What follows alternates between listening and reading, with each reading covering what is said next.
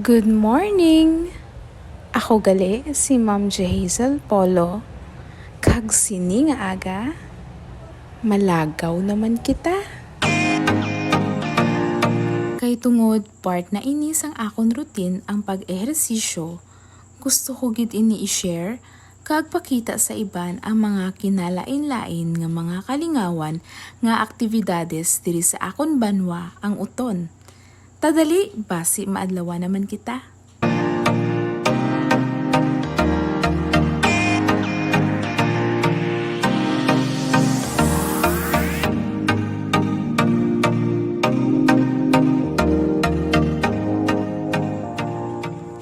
Sa wakas, ari na kami sa Uton Plaza. Temprano pagidman, wala pagawa tao.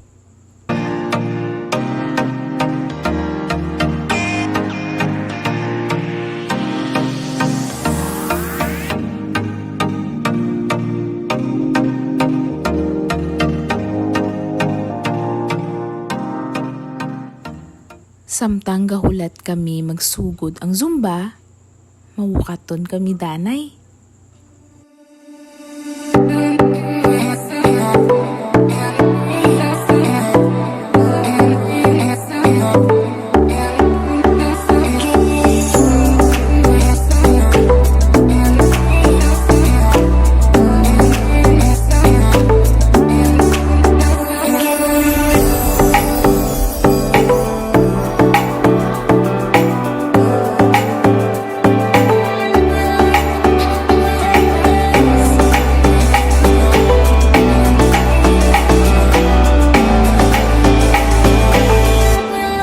Amo na di ang playground sa mga bata.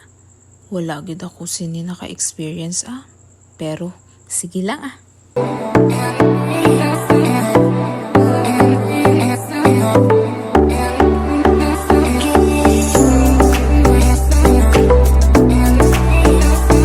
Kasadya lamang magbukaton upod ang aton nga pamilya, di bala?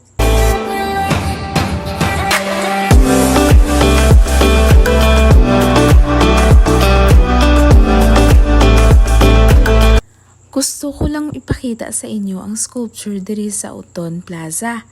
Tinatawag ini nga Uton Saga Mural Sculpture. Makita mo ni siya sa right side sang oval shape basketball court.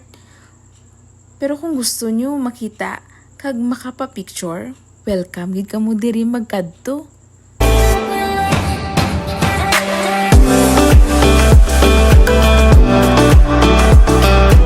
Ma-ready na ko. Let's go! Zumba! Pero, before mag-umpisa, ma-warm up exercise kita danay.